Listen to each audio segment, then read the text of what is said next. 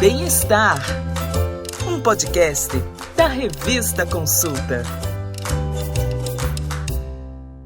Em janeiro de 2013, um grupo de psicólogos e estudantes de Uberlândia, Minas Gerais, deu início a uma campanha para incentivar os cuidados com a saúde mental. Tudo foi pensado estrategicamente. O mês, que é no começo do ano, quando muita gente quer começar algo novo e está mais aberto às reflexões, e a cor branca como referência à paz e à saúde mental. Foi assim que surgiu a campanha Janeiro Branco, que hoje se espalhou por várias partes do país. Mas por que será que tem sido cada vez mais necessário conscientizar as pessoas a respeito da saúde mental? Eu sou Simon Cavalcante e nesse episódio do podcast Bem-Estar da Revista Consulta, o nosso assunto é a campanha Janeiro Branco e o alerta para a saúde mental. E para contribuir com esse debate, eu vou receber aqui agora o psicólogo Marcos Lacerda. Marcos, seja bem-vindo aqui ao podcast da Revista Consulta. Obrigado, é um prazer, Simon. Marcos, como eu acabei de falar, essa campanha nasceu em 2013, mas só agora é que ela está se tornando popular, né? Que a gente fala muito em saúde do corpo, em cuidar do corpo, mas a gente deixa um pouco de lado a mente, não é isso? Ou seja,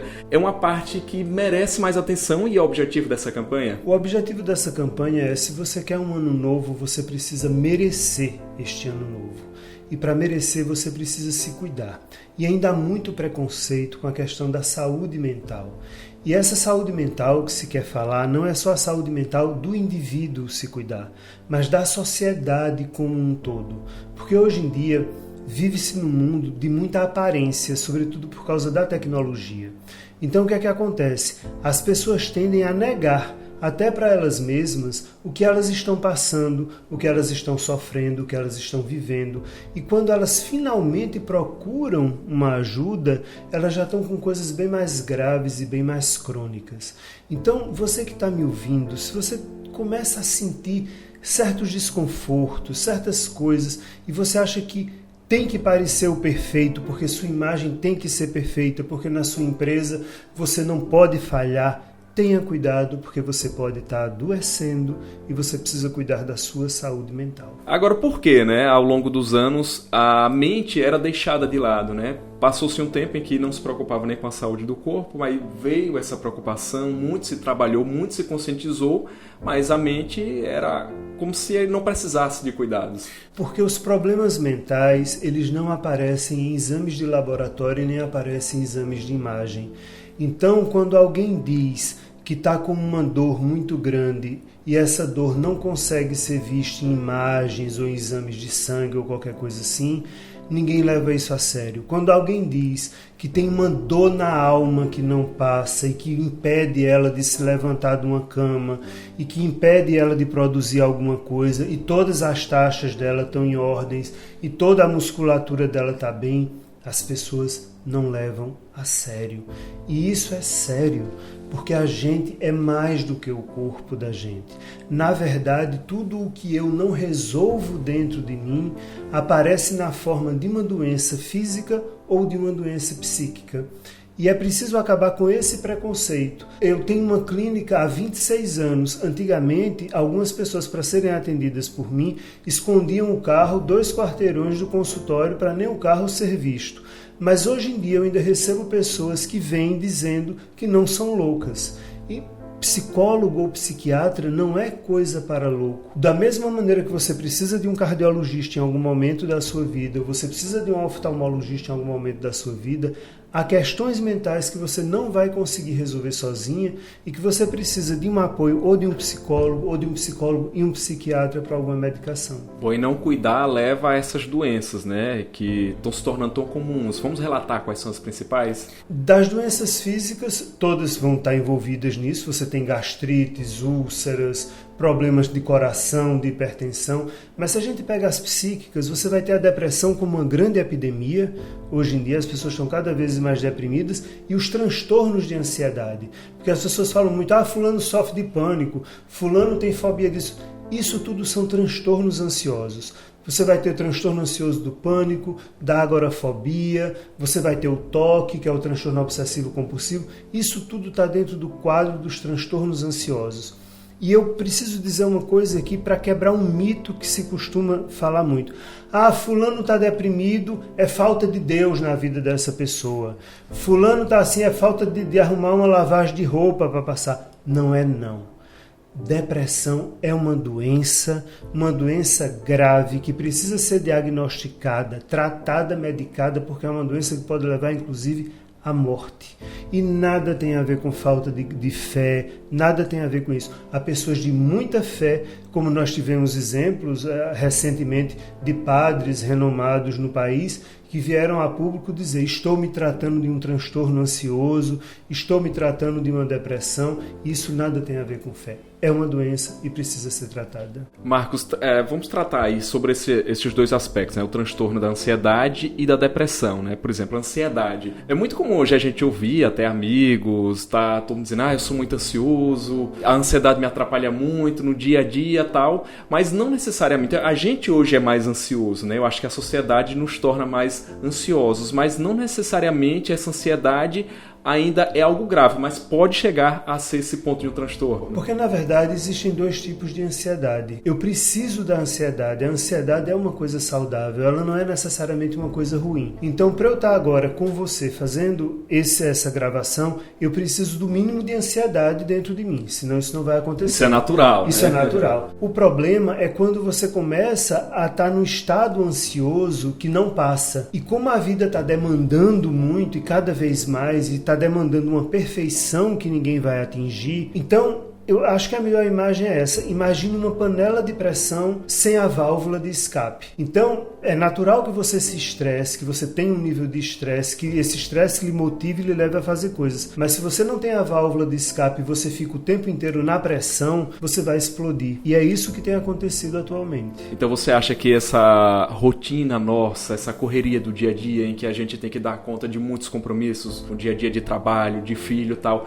isso vem fazendo com que a gente desenvolva essa ansiedade e que ela se torne até patológica? Não apenas a rotina, mas a exigência da perfeição. As pessoas acham que são máquinas e não são. E jamais nós vamos acompanhar o ritmo de um computador. Embora se costume fazer essa analogia. Não, o cérebro da gente funciona como um computador. Você tem que programar o seu cérebro. Beleza, só não esqueça de uma coisa. Um computador não tem emoções. Você tem. E essas emoções, elas vão variar ao longo do dia e vão variar ao longo da sua vida. Então não espere de você uma constância de máquina, porque você não é uma máquina. Vão ter momentos que você vai estar mais triste, vai ter momentos que você vai estar menos motivado, vão ter momentos em que você vai estar mais motivado ou mais alegre, vai ter momentos em que você vai estar com raiva de você mesmo e nem sabe por quê e quer ficar mais sozinho. Nada disso acontece com uma máquina. Então as pessoas começam a viver num mundo onde a maioria da demanda do trabalho vem através das máquinas. Se você pega, por exemplo, um exemplo da justiça, hoje em dia os processos são eletrônicos. Então, de casa mesmo, o advogado dá entrada no processo. Você sai, deixa sua caixinha vazia, quando você chega no outro dia, está cheio sua caixa de processo para você dar conta. Você não vai dar. Você não dá conta, você não tem o ritmo de uma máquina. Mas você tenta, e esse nível de estresse permanente é que faz a máquina quebrar. Marcos, inclusive a gente tem aqui um dado que chama a atenção, que aqui no Brasil, segundo a Organização Mundial de Saúde, já são 19 milhões de pessoas diagnosticadas com o transtorno da ansiedade. Inclusive, o Brasil lidera esse ranking mundial. Por que o brasileiro está tão ansioso? Porque ele está cada vez mais cobrado num país pobre, onde você tem mais de 14 milhões de desempregados. Essa situação atual do país contribui para isso? Essa situação contribui porque as pessoas querem, eu sou melhor, eu vou conseguir o meu espaço, E é preciso lembrar que transtorno ansioso anda de mão dada com depressão. É assim a porta de entrada, porque você começa num transtorno ansioso muito grande, e aí você começa a ter pânico, ou você começa a ter aversão a lugares abertos, ou a lugares com multidão, e aí daqui a pouco você começa a se deprimir com isso, porque você não tem mais qualidade de vida, e você não dá o resultado que você esperava dar de você, e aí você entra num quadro depressivo. Então é muito comum você ver pessoas que têm, por exemplo, transtorno de pânico e têm depressão também. Transtornos ansiosos andam de mão dada com depressão. Tenha cuidado. Então quais são os sinais que a gente tem que observar para que aquela ansiedade que você disse que é natural não se transforme, né, em algo grave? Eu não consigo mais relaxar. eu não consigo mais desligar, ou então eu começo a ter mais arritmia cardíaca, o coração está sempre acelerado. Percebe que o corpo está reagindo. O corpo está reagindo, você começa a ficar suado o tempo inteiro, você se desorganiza, você sente que a máquina está desorganizada, porque o estresse é para existir até um determinado momento. Passou daquele momento, é para o estresse acabar e você entrar em outra vibe. E quando isso não acontece, sobretudo no trabalho, por exemplo, a gente vai ter a conhecida síndrome de burnout. Se você pega a palavra burnout, significa, imagine uma turbina de avião que queimou todo o combustível. É exatamente isso. Burnout significaria queimar fora. Então tudo queimou, não sobrou nada. E aí você entra em colapso no trabalho. E aí isso vem aos poucos. Aí você começa a ter transtornos como náuseas no trabalho e você não sabe por que está tendo. Ou então aquela coisa da pálpebra tremendo o tempo inteiro e você não sabe por quê. E isso vai levando você a um estado de desânimo. Daqui a pouco você não consegue mais fazer o que fazia. E aí você vai, de fato, queimando todo o combustível e você quebra. Você quebra mesmo internamente, você não consegue mais trabalhar.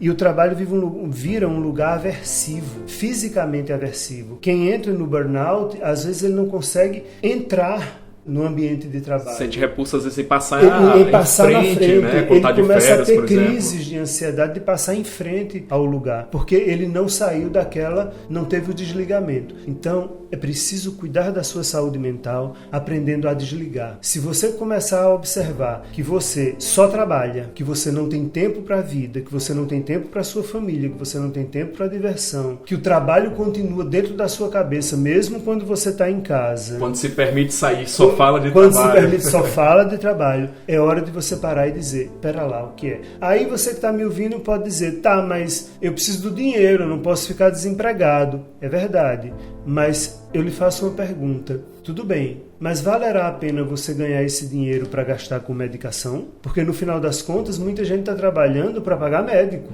e não para ter qualidade de vida. Seria muito melhor você ganhar menos e ter mais qualidade de vida do que continuar ganhando. Não, eu tenho que manter meu padrão de vida. Mantém o seu e o do médico que você está pagando, né? É verdade, Marcos. Bom, agora você falou aí que a ansiedade anda de mãos dadas com a depressão.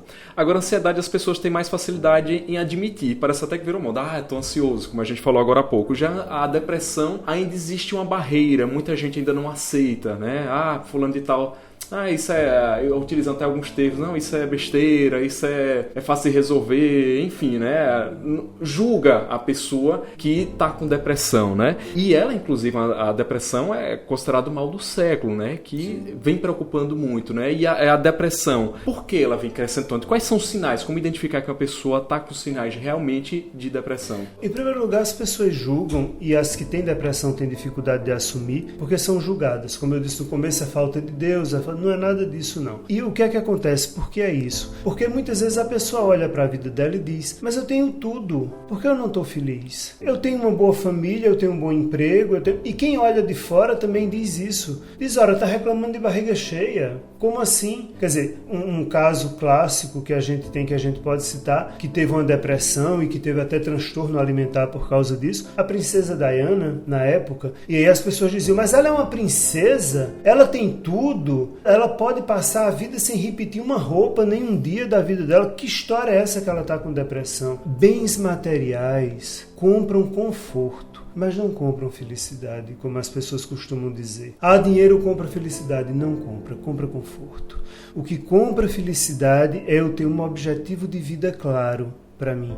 E eu preciso ter esse objetivo. E aí, respondendo agora a segunda parte da sua pergunta, eu creio que a depressão tem crescido muito porque as pessoas estão perdendo o objetivo de vida delas e transformando o objetivo de vida em eu tenho que brilhar, eu tenho que aparecer, eu tenho que me sobressair, eu tenho que ter dinheiro, não importa o que eu faça. E mais, eu tenho que ser igual aos outros. Agora tem uma moda das pessoas, todo mundo ter a mesma cara e bota não sei o que na cara e tem que fazer o rosto quadrado e tem que fazer a sobrancelha não sei como e tem que fazer o nariz. Aquele padrão. Um padrão. Né? E as pessoas vão se esquecendo delas mesmas. E na hora que eu me perco de mim, eu adoeço. E aí vem a depressão. Então, se você quer um conselho para você que começa a dizer, nossa, minha vida está ficando vazia, o que é que eu faço com essa minha vida vazia? Dê um sentido à sua vida. E sabe qual é o sentido que a gente pode dar à vida?